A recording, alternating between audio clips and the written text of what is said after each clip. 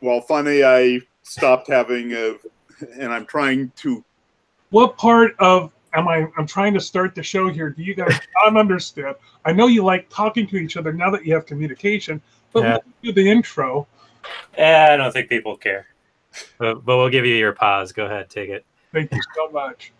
Hi, my name is Mark Monlux. I'm the host of Epic Sketch Time, and once again, I have some wonderful people joining me. We're going to be drawing for the next hour.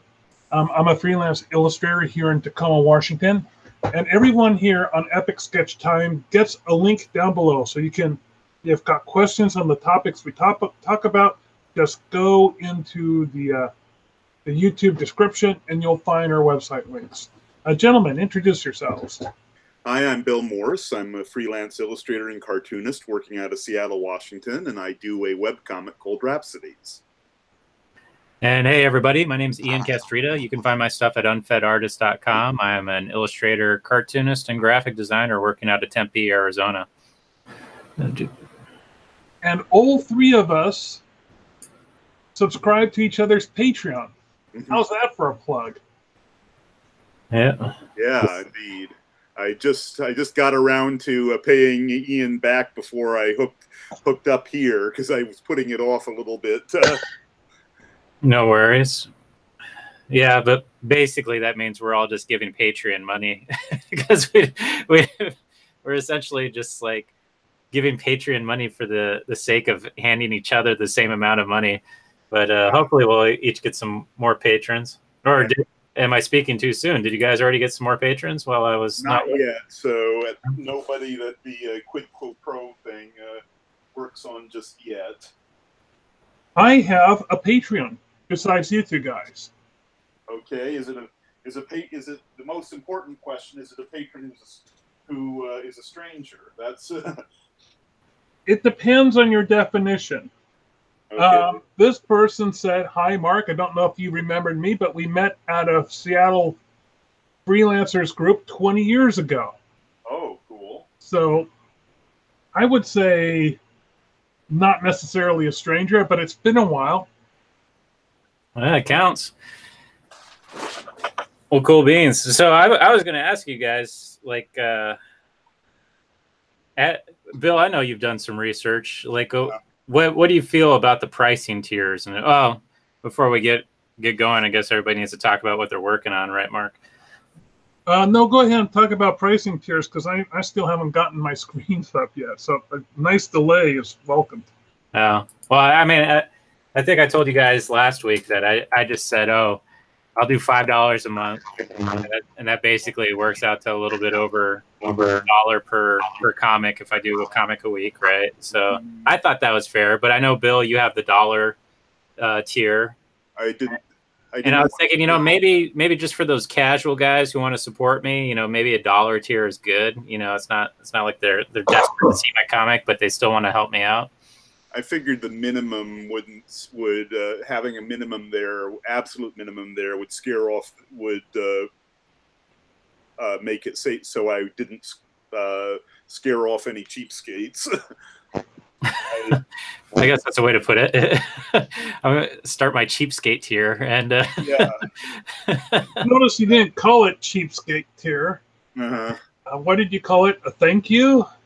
I called it hum a few bars, but what they got in exchange was my sincere thanks. Well worth $1. Yeah, and I actually did do as Ian was just saying, I did do a research, and I have it I have most of it on a Google app. A Google chart. If wants to look at it. I haven't updated it for a while, though. It was this, in the long run, it was sort of another case of me making me overthink things and not get around to doing it. Well, I think in this case, it was a good thing to kind of think about. I really need to take advantage of my webcomics.com membership and see what Brad Geiger has to say about this. I know he's written about it. I just haven't. I definitely need to sign up on that thing.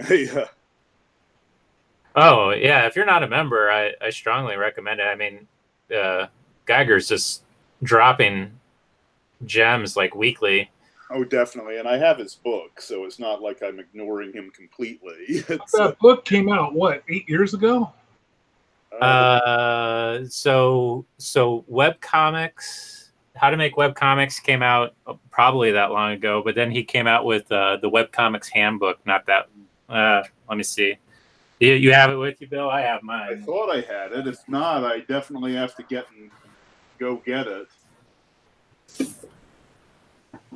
I've met him a few times. A really nice guy, and to my Wow. So copyright 2013 for the webcomics handbook. So it's been 6 years. That's crazy. I'm out of excuses then. Yeah, I took the really good picture of Brad Geiger one time, and he liked it so much when I sent it to him that I think he ended up using it as his profile picture. Nice.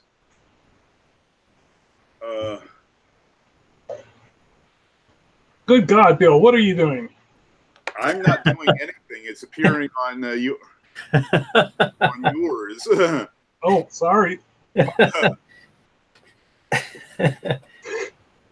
I'm blaming Bill. Completely my bad. Yeah. Oh, and before I switch to screen share, one piece that I have to show off that I can't share on the screen because it's a old-fashioned drawing. See what you all think of this. I've been trying to, pardon the pun, brush up on my watercolors a bit. Can you pull it back a little bit so I could see more of it? Yeah, there we go. Yeah, it's a little overexposed because of your webcam, but you can see a better picture of it on his Instagram. Oh, really? I'll check that out. Heck, I can go there as soon as I do the screen share. So I'm going to show you guys a couple of different things. This is the poster that I've been working on that I'll be selling at this Friday night's Friday Night Frights in Tacoma. There's a theater there called the Blue Mouse. And once a month, they show an old horror movie, typically from the 80s, but this time we're going all the way back to the 70s. This is a horrible movie called Squirm. Yeah, I don't think I've even heard of it. Man-eating worms. There's a bunch of electricity in the sky, and it electrifies the soils and drives the worms up, and they just go through whatever. As apparently that's the plot point. That and some fishing guy came up with these new larger night crawlers that he was planning on selling. So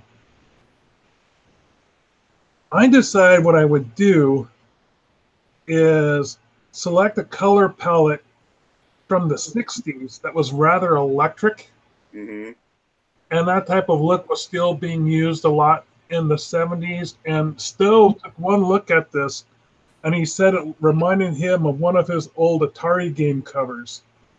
So, at first I was trying to go with just natural colors, and I couldn't get them to work properly. And then I thought, nuts to that, I'll just go with a posterized technique instead. And to give you an idea of some of the detail on this, go up real close to this mouth here.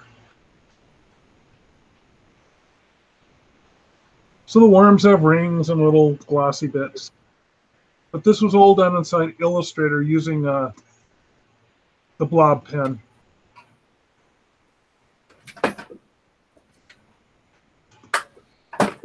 And you say that's for an event coming up this weekend? This Friday night, yeah. Well, what are you just printing posters? Yep. This is I'm part of a cabal of artists, and every month we take turns as to who's going to be doing the poster. The last poster I did was for Dead Snow, And then I did one for a Reanimator, and I also did one for the Return of the Living Dead. And let's see. I think I did another one, but it's not coming to me. There's another artist named Travis Bundy, and he's going to be doing Goonies. And James Stowe did last month's, which was a guy named Blackie Shepherd, he's the artist that does. He's doing the Reanimator comics, and he's also did the Pumpkinhead comics. And so he did, what was the movie? Oh, it was Into the Mouth of Madness. But the timing was poor because that was the same weekend that Emerald City Comic Con was going. So nobody was attending his movie because everybody was in Seattle going to the comic book convention. Oh. And then, on Sunday, or was it Saturday, I go over to his table because he was going to bring me a print, but he's not there, and I get word that he was in a car accident. Had to go and get himself checked at the hospital. Of course, when you're at the convention, the gossip was way worse than what it was. That his car was completely totaled, and then he had broken and separated ribs. But, when I was talking to him later on, he says, no, I just got bruised ribs, and his insurance did declare his car totaled, but no, he thought he could, get it repaired. Have I told this story before? I must have told this story before. No, I don't think so. Now, here's an interesting fact. If you ever get your car banged up and your insurance company says, oh, no, I'm sorry, we're going to have to mark this car, instead of repairing it and paying the bill on that, we're going to mark it as totaled, and you can only get the amount of money that the car was worth if you had sold it, rather than a replacement price. But what you can do, and a lot of people don't realize this, when they pay you that money for the car, you have first option on buying the car back from them for the amount that for a totaled out car. So let's say you think the car is repairable, but they're just saying, oh no, we're not going to pay you. We're only going to pay you $2,000 because that's what the car, is worth if you resold it. You can then buy the car back from them for, say, the totaled out price, which I think is $300. It all depends on what your insurance claim is. And then you still have your car that way, and you can go and repair it yourself. And I tell that to people, and they said, wow, I wish I knew that. I would have bought the car back. So did either of you guys knew you could do that? No, I hadn't heard that one. Yeah, I actually did that for my old Camaro. I don't know. You kind of have to weigh your options because, it depends on how badly you need a car and how badly you need that car. But basically what you're talking about is getting a restored salvage title, which all that means is that at one point in time that the car was damaged beyond the point of its sale value, like you're saying, and the insurance decided not to cover it. But it does make it less valuable if you're ever going to try to get rid of the car later on.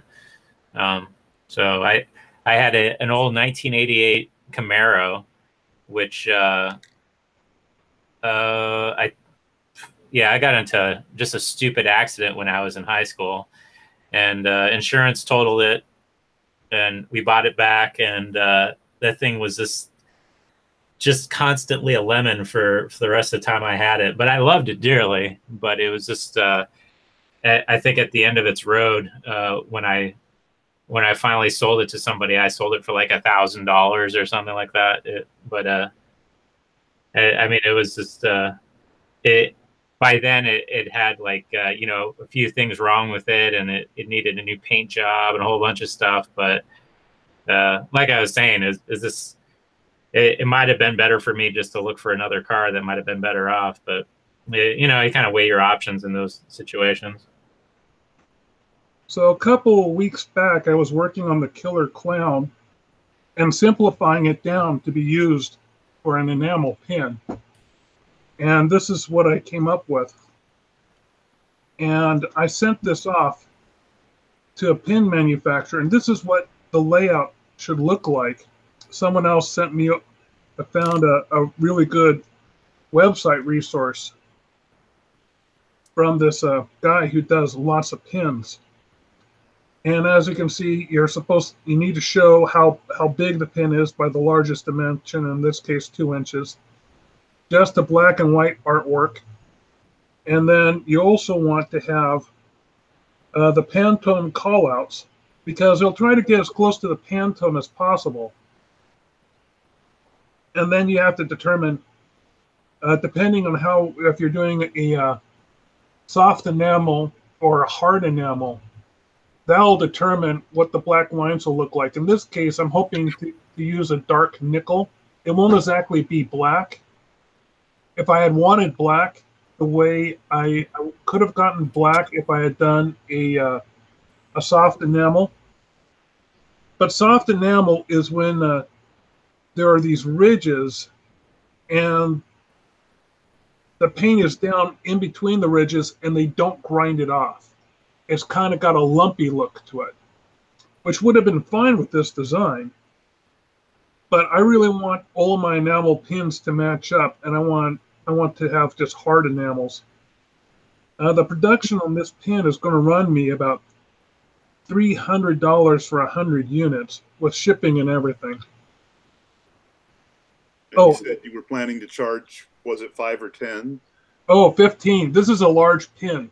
Okay. And I found that for large pins, if you'll notice on the back, there's 2 backings. Yeah, I remember you talking about which backing worked better for you.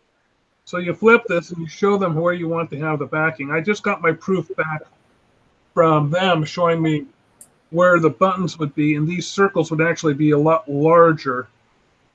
But this gives them an idea of where I wanted them placed. But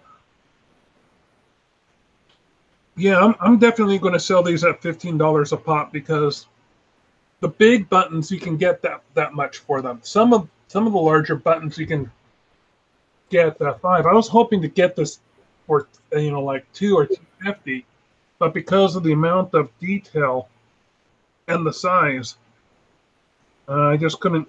I also sent it off to 3 different companies to get bids, and they were all comparable. I just couldn't get it for less. And one of the tips I was told was it doesn't really matter how many colors you use. Mm-hmm. That's not really, the setup cost comes from putting the cast together and how detailed the cast is. So they got to make sure that the cast comes out right so that they can do multiple castings and that it looks consistent throughout the entire printing. So half the production value cost is just them setting up the cast, which I think is like $150. So, anyway, so I'm looking forward to it. I just got an email from them. They said that they could have them to me by May 3rd, but or rather, they would be shipping them to me by May 3rd, but by the time they shipped them to me, I would be at Crypticon, and that's where I want to sell these. I asked them if there was a way that they could possibly push up the deadline. I might have to pay more for these things to get them in time for the event. Mm-hmm. Anyway, that's my little bit of show and tell. What are you guys working on today?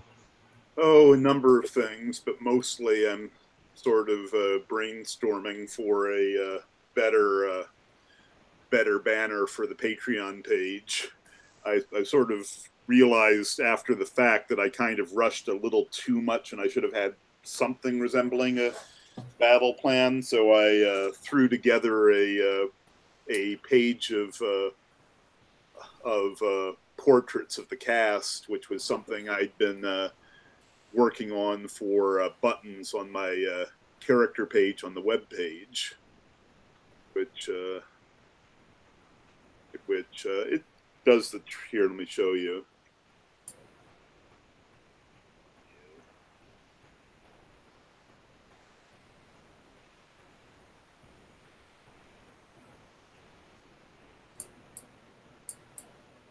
Which does the trick, but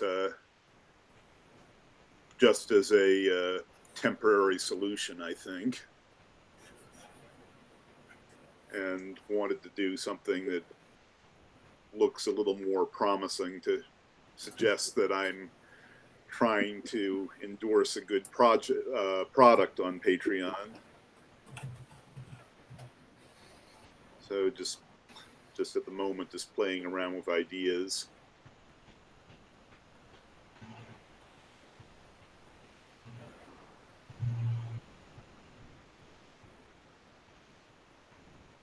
Oh, and another thing I'd like your opinions on. I've been playing around with using I don't know if I mentioned the space opera I've been playing with for a while, and I've been sort of at the moment I'm focusing on the script, but I've been playing around with the idea of using a single thin line that I've been doing with a lot of my sketch challenges lately.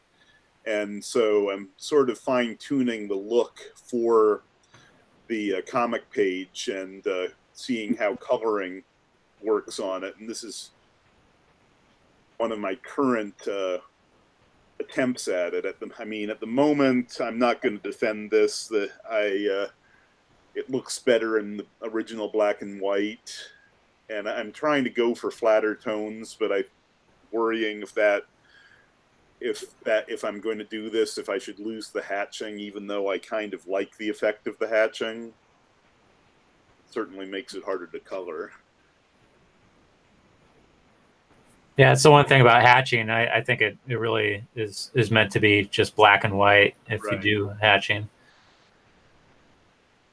So if I'm trying to keep the thin line, I probably need to lose it, but I'm not sure just how flat I want the colors. I mean, at the moment, I'm probably overdoing it with the shade tone.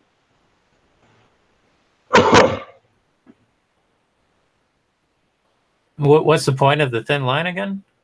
It's a style that it's something I've been doing to make the sketch challenges I've been entering all the more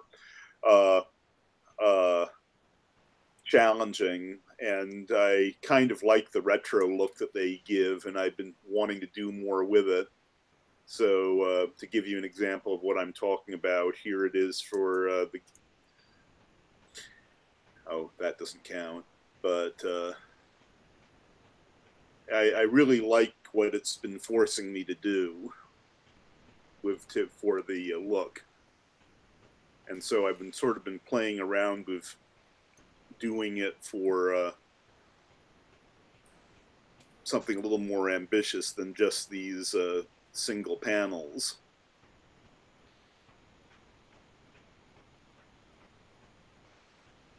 And obviously some of these are better than others, but when it works, it really works.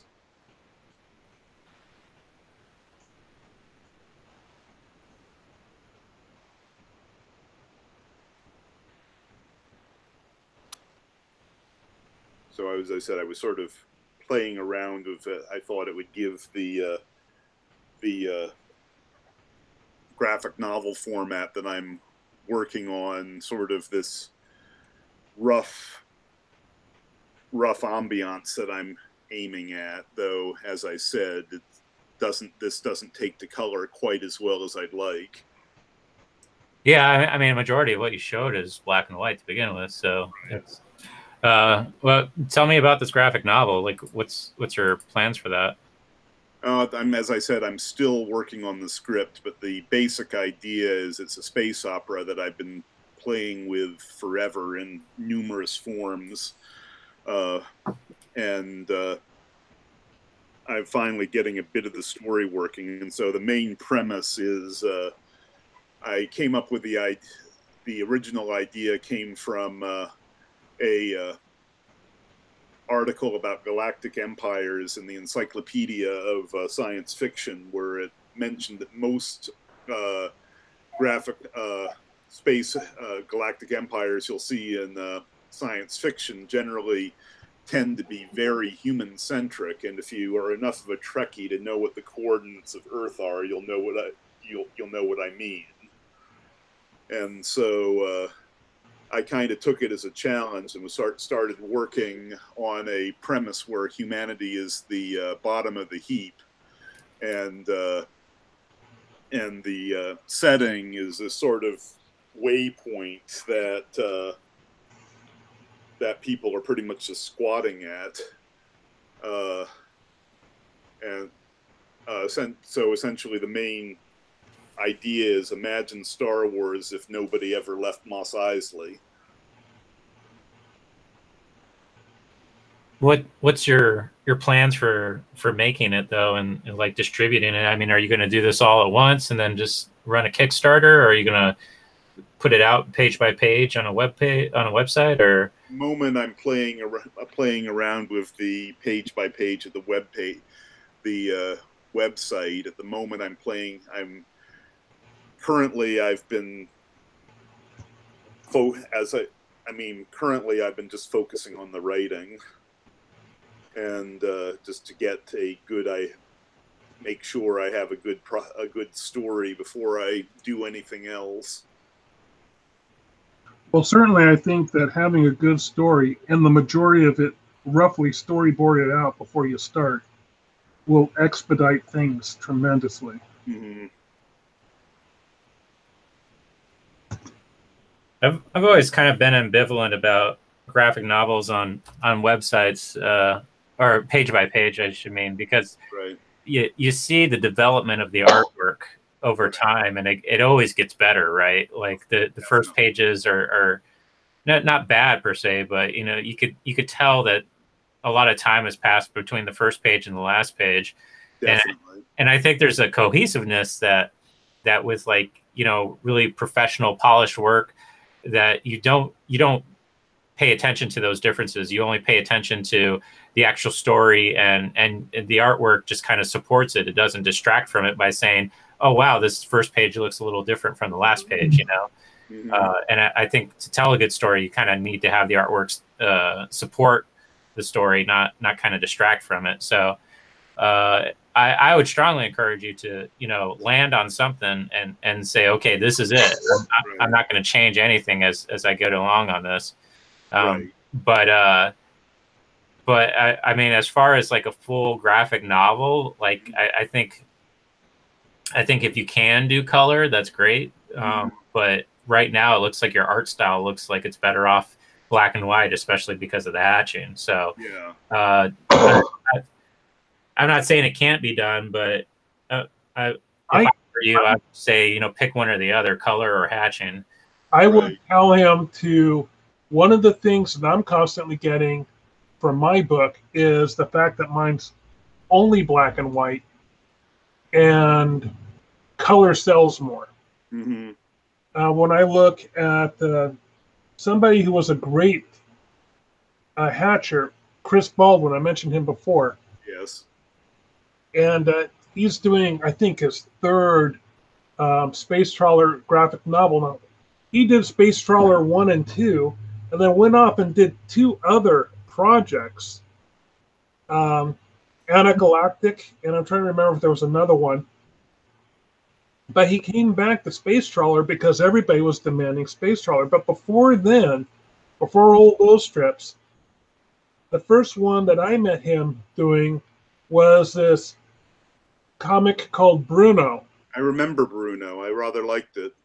Right, and you remember it was a ton of cross hatching, but he dropped the cross hatching so that he could work on the color fills, and I think that really did wonders for him. I would encourage you to go with the color fill option. Right. I mean, I do all the cross hatching, and I can tell you it's got so many limitations. I want to ask you guys a question. Yeah. This was an image that I did for Inktober last year, and it was my most popular image. And I'm thinking it would make a really good lapel pin. And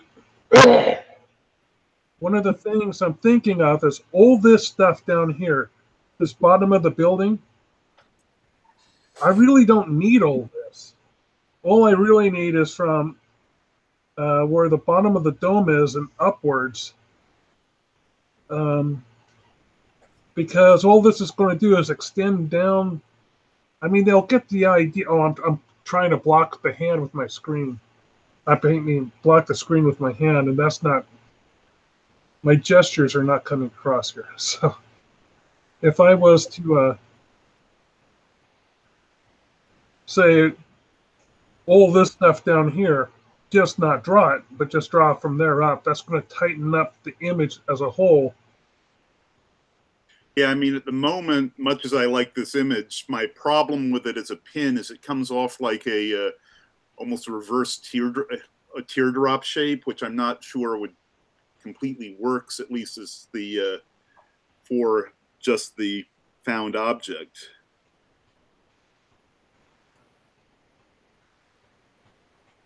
I don't understand your comment, Bill. Oh, let me rephrase that. I mean,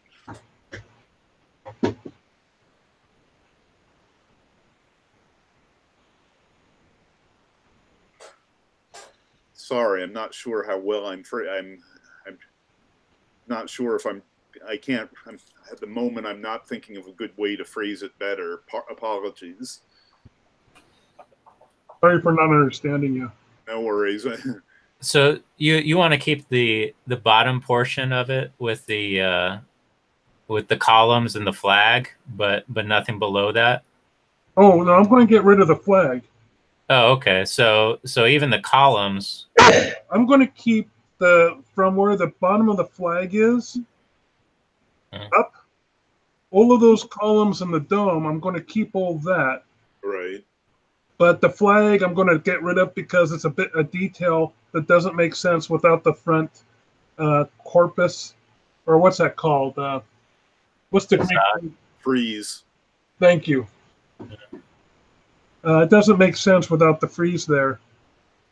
So, and I think that no one will miss it. That the iconic part is the top part of the dome and the UFO crashing into it.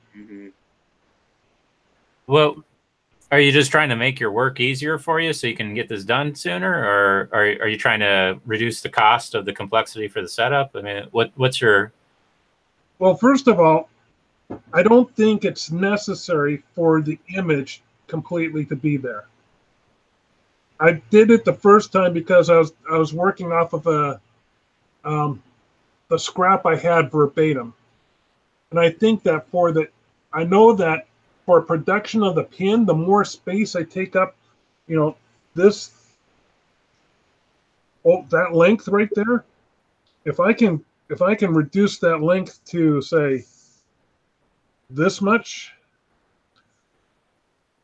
or that would be a huge savings. And if I can get more of a round shape, then I could possibly just do this with one pin instead of two, and I can make it a smaller size rather than say 2 inches. So I'm also going to go in, and the amount of detail that's here, I have to reduce this drastically because I want to do this possibly within 1.5 inches or 1 inch. So, and I'm also taking in consideration that it's going to look really shiny anyway because the black lines are going to be a polished metal. like maybe a copper. Are you planning on putting that square behind it, or is this the? No, that was just me just indicating sort of like a frame of reference of where the center point would be around here. I'm also, as like these bricks here, I'm not going to have this brick standing out. I'm going to redraw all these elements so that it makes more of a smooth shape transition along this edge. I'm also going to make the outside border larger so that, let's say, let me get out my blob tool. I'll probably put an outside border on it that's more like this. That will save and preserve that little part right there and make it so that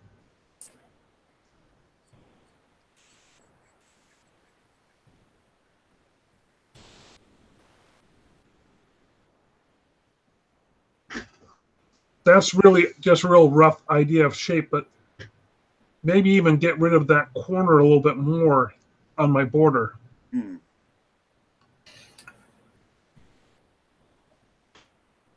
Anyway, I was kind of wondering, I've only now really recently started thinking about doing things as pins, and I was wondering if you guys have ever tried tackling that before, or if it would be something new for you as well. No, I could tell you a lot about T-shirts, but I've only seen pins. I haven't really thought about making them. As far as like removing the bottom part, like the only thing I could think of is that maybe somebody wouldn't immediately recognize it as the Capitol, United States Capitol building. Like they might confuse it for like a Roman architecture. Like, I mean, I know it doesn't look like the Vatican, but you know. I mean, my nostalgia aside, I was snarkily thinking that one would mistake it for the Rhode Island Capitol for a second. Yeah. So I mean, or for that there's matter, a lot of domes out there, you know, and unless you really know your domes, that you kind of need another bit of context to make that absolutely the United States Capitol building. So I would maybe what I'll do then is, rather than having all of this, I'll just fudge it and take the frieze down here,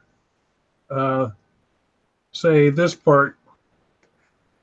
One thing that occurred to me, I'll just relocate it so that it's up there, or maybe right about here, so that when I do this line across, I can at least pull away some of that material. I think I'll do that. Yeah, well, I would say keeping the flag is also important too. Oh, but when it gets down to the final size, I won't be able to maintain the stripes on the flag. Yeah. Well, I mean, you still kind of come across the same issue that I mentioned, because I mean, if you look at a picture of the Vatican, and it has a frieze on it. So I mean, what kind of things could you throw in there that make it obviously, you know, American and all that stuff? Because I think the architecture itself isn't strong enough. Yeah, I mean, I honestly can't beyond what I was saying about the Capitol building in Olympia, Washington, and the Capitol building in Providence, Rhode Island. I can see people who, if people are American architecture geeks, they'd mix it up, but I can't for the life of me imagine people getting the Capitol building dome mixed up with St. Peter's Cathedral. Have either of you guys seen the movie that this thing's relating to? Yes. Oh, no, but I saw the clip that it's related to. But is it Mars Attacks, or is it something else? No, this Mars Attacks actually paid homage to this. This is the Attack of the Flying Saucers. No. Oh, what am I getting? I had the name. I think I was getting it mixed up with Earth versus the Flying Saucers. Is that even a movie? Hang on. I think time to visit the Internet Movie Database and get this title down. It's definitely a Harry Harryhausen film. A Ray Harryhausen film. Ray Harryhausen. I always want to say Harry. I don't know why.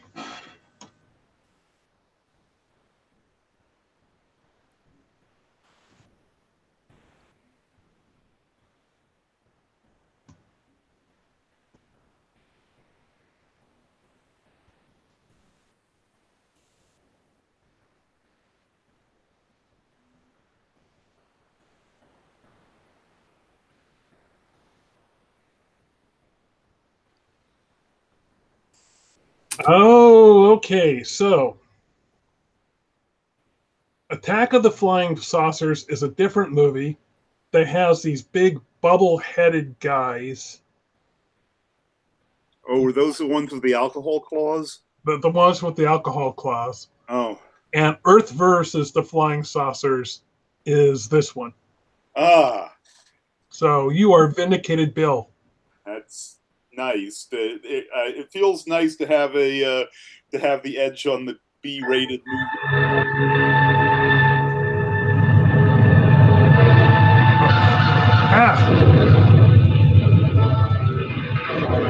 Trailer just then. Taking a movie break, Mark.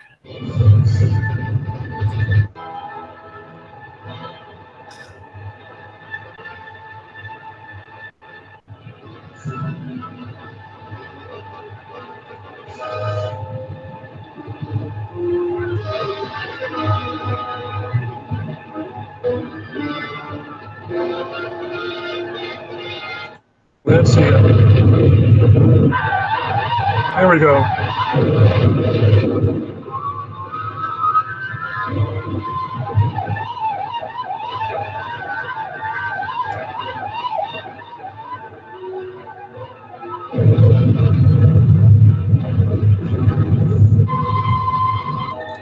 There we go.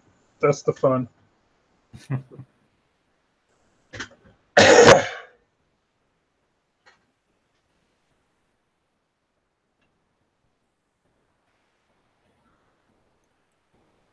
I'll let you guys talk amongst yourselves. Okay. Well, what's the Mike Myers SNL bit that he does? It's like coffee with somebody. Oh, coffee talk. Yeah, coffee talk. Yeah. Forget the character's name. Talks amongst themselves. I'll give you a topic. I could fetch. Oh, that was on his mother-in-law. Didn't he get divorced from his wife? And oh, I don't know. I remember there was a point when he made The Love Guru, which was the worst movie ever, and it's like we heard nothing from Michael Myers after that. Yeah, that kind of ended his career. I could have sworn I heard something about him recently, but I'm not. Huh. Well, he was in that that Queen's movie, Bohemian Rhapsody. Oh right. Oh yeah, I think that was it. But outside of that, I think him and Dana Carvey did present at the Academy Awards. Maybe I can't remember. Okay, that was definitely it because I do remember that too. Yeah.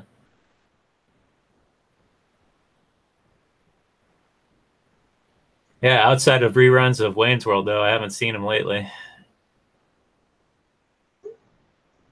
I haven't seen all of the Austin Powers movies. I saw the first one and the second one. There was a third one, wasn't there? Goldmember? Goldmember. Yeah, Goldmember.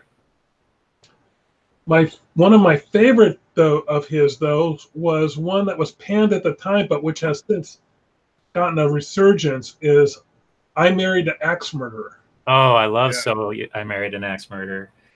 Yeah, his whole Scottish dad thing is just it still cracks me up. But yeah, that is so underrated. It's one of my favorites.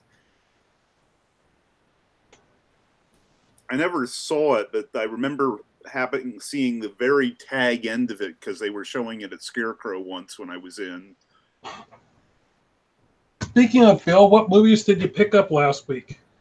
I picked up wine tasting movies with with Bottle Shock and Sideways. And for next week, my working plan is doing movies about Boccaccio or adaptations of the Decameron, which my research has me includes where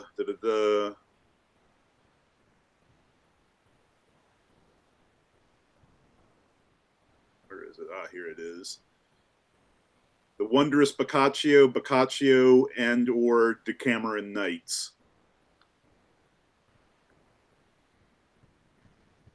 Though I might change my mind on that one. I've got 2 days. This is your movie agenda? Yeah. Oh, okay. I generally find it best to go to Scarecrow with a plan, because if I don't, I come down with a very bad case of what I like to call Baskin-Robbins syndrome.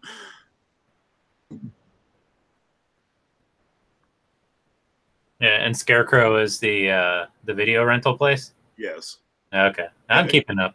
Yeah, the video rental place with a capital T. Bold text. They have managed to keep both a DVD and a VHS library. Rarer tapes that can only be found and that are one of a kind. You have to put down a larger deposit in case you destroy the tape. So it's not uncommon to leave like a $300 deposit if you're pulling out a fairly rare VHS tape. I've only done that once with Sleuth. Their library, because they wanted to keep all their VHS tapes, they don't keep them out on the floor. They just keep the DVDs out there. But I've been on a back tour. I was on a sort of like a Kickstarter supporter of theirs, and they had, I don't know if you're familiar with the type of shelving they have at Libraries of Congress, where it's nothing but shelves with one little, all the shelves are butted up next to each other, except that there's a wheel. So you go down down rolling shelves. Yeah, I've seen rolling shelves. They're rolling shelves. So you go down the end of the rolling shelves, figure out which ones you need a gap in, and then roll all the others out of the way so that you can squeak in there and get them. That's the only way they can fit all their stuff. While I haven't seen it with Library of Congress, my parents are members of the Providence Athenaeum, which has them. I remember we for a Halloween project we filmed a monster movie there, and that's how we killed one of the zombies with the rolling shelves.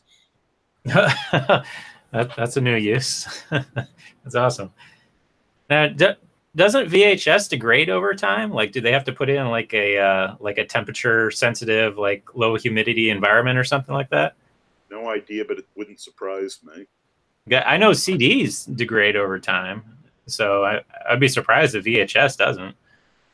I know that they're just starving for space, so not sure how. I know that they're trying to keep it cool, but they had to move into a smaller space than where they were at, which meant having to reset up everything over there. This is such a wonderful video store. Everything is kind of broken down into like sub-genres. There's like 2 shelves just dedicated to Bigfoot films. Yeah. And so they're very knowledgeable. You just mentioned, okay, here's the genre I'm interested in. They'll point you off in that direction. And if you don't see it on a DVD, they'll let you know what they have in their VHS archives. But, maybe you don't even have VHS. But it's like the only video store left that you can go and rent an obscure VHS or DVD video. How much is a VCR now? Like, can you just probably get one over at Goodwill, right? But because I have a VCR player because it was a DVD player a friend gave me that apparently was created just right before VHS became completely obsolete. So Oh, was it one of those Costco? I had a Costco DVD VHS player. Mm-hmm. I think I picked it up for like $150. Yeah. This was one of these wonderful cases where a friend of mine who abuses his Costco membership constantly bought the wrong kind and gave it to me rather than return it.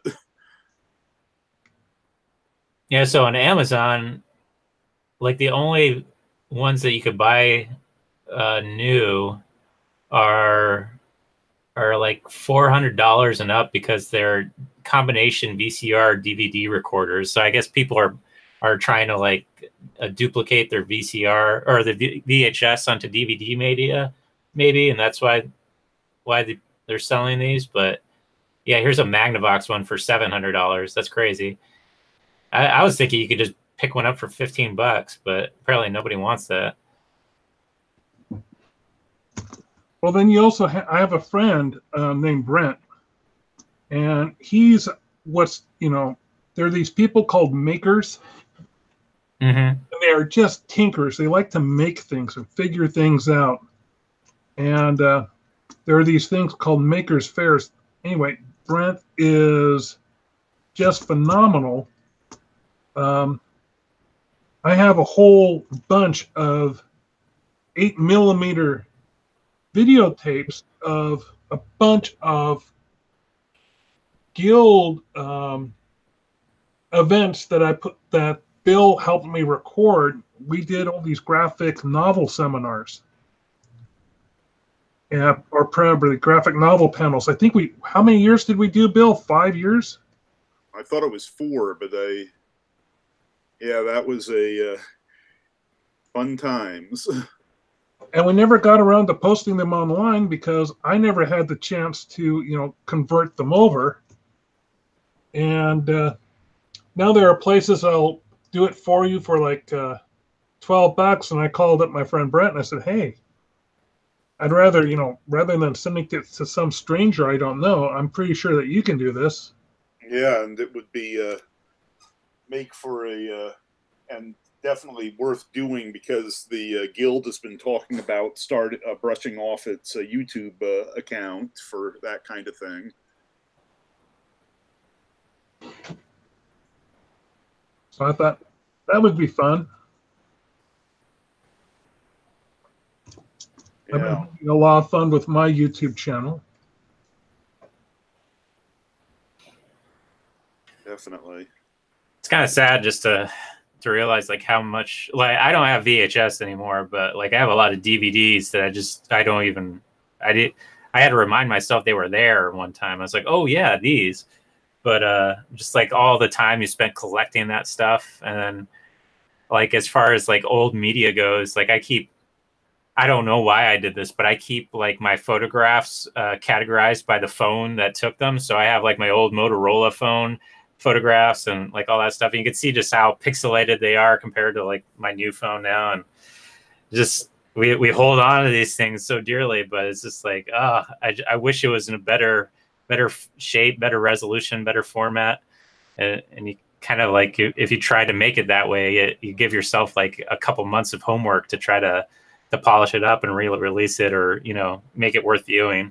Yeah, because I still kind of collect DVDs, mostly animated stuff that I want in my library. And in order to limit the amount of DVDs, because I love movies, I told my friends, okay, if you're going to get me a movie, make it one of these 3 categories. It's either got to be a pirate movie, and I said this before Pirates of the Caribbean came out, and there weren't a whole lot of pirate movies out before then. I mean, Roman Polanski's Pirates, yes, with Walter Matthau, wonderful film. Oh, definitely. And a bunch of older ones. And then the other one, what was the other category?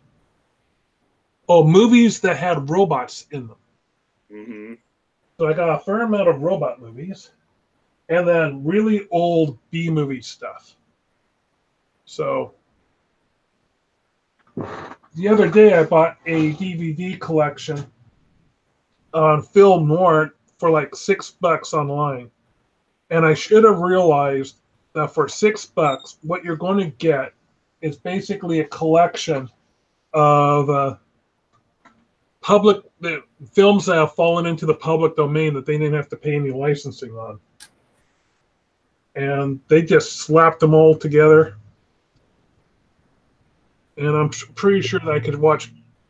I've been watching some movies on public domain. Like there's a Frank Capra movie called Meet John Doe. Oh, I know that one.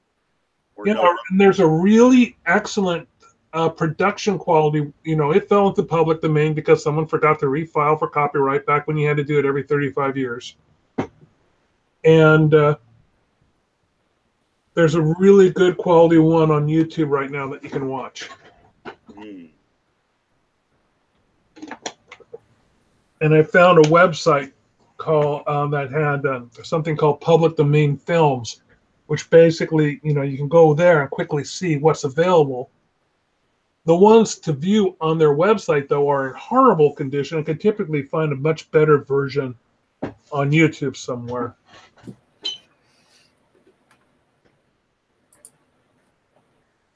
But I've been watching older films lately for my book. For the book I'm working on, I watch Dead People. Mm-hmm.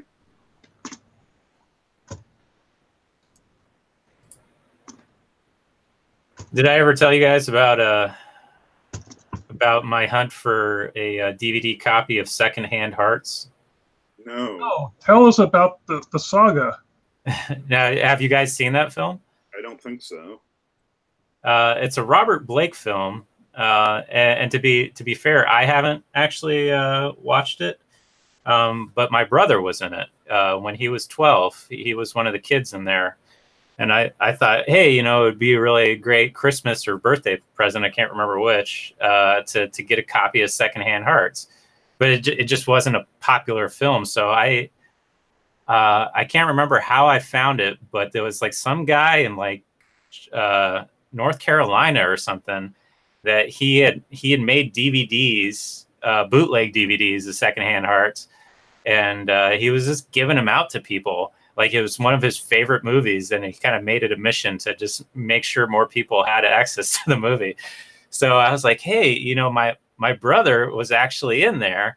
You know, I've been trying to track this down. He's like, oh, can I talk to your brother and everything? I was like, you know, I don't know. I don't want to commit him to that, but you know, can I get a copy of it? You know, can I pay you or something? And he's like, oh no, I'll send it to you. I was like, okay. And I was just like, I didn't accidentally give a stalker access to my brother, did I? But he ended up being pretty cool. He just sent me a free DVD for Secondhand Hearts. And then I think it was like a few years later, my brother realized that he was part of the Screen Actors Guild, and he gets like royalties for that movie. And he started finding out like there was all these back payments and everything on Secondhand Hearts. And so he got reconnected to it and found out that they did actually release a DVD. I don't know how, if it was like right before when I finally came across the bootleg or not, but he bought himself an actual like legit version of Secondhand Hearts. And so we have this like lovingly made, I swear the guy made like his own case for it and everything. With the album art and a whole bunch of stuff of Secondhand Hearts. And then we have like the actual Warner Brothers version. Yeah, I still need to watch it. Like I remember when I gave it to my brother, I was like, surprise. He's like, oh, wow, this is such a bad movie. I was like, okay. And then it's always interesting what your sentimental, how films, how you're attached to certain productions sometimes. For example, I'm kind of sentimental about Ingmar Bergman's Fanny and Alexander because I was living in Uppsala when it was being filmed, and I just happened to be walking by the cathedral on the day they were doing the funeral scene.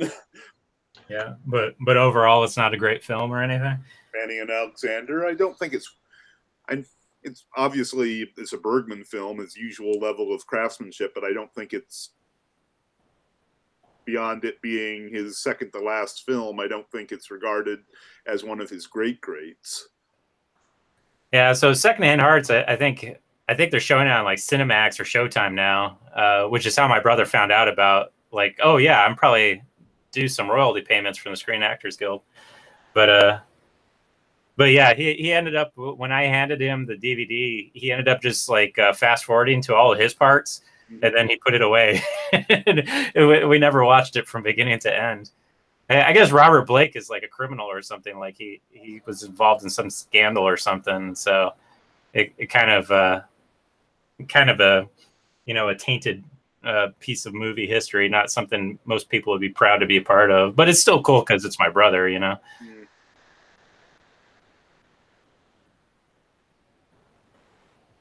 Are we past that time, guys? We are past that time. So you've been watching yet another episode of Epic Sketch Time. I want to thank both Bill and Ian for joining me here today. And my apologies for sounding so snuffy. I've got a little bit of a cold. And if you'd like to join us on Epic Sketch Time, please go to the description below. There's a join link. You'll get an email notification the week before, or rather the weekend before, and then on the day of, a few minutes before the event, you'll get another email with a link having you coming into Epic Sketch Time. Thank you, Bill. Thank you, Ian, and I'll see you guys next week. Okay, have a good one. See you guys.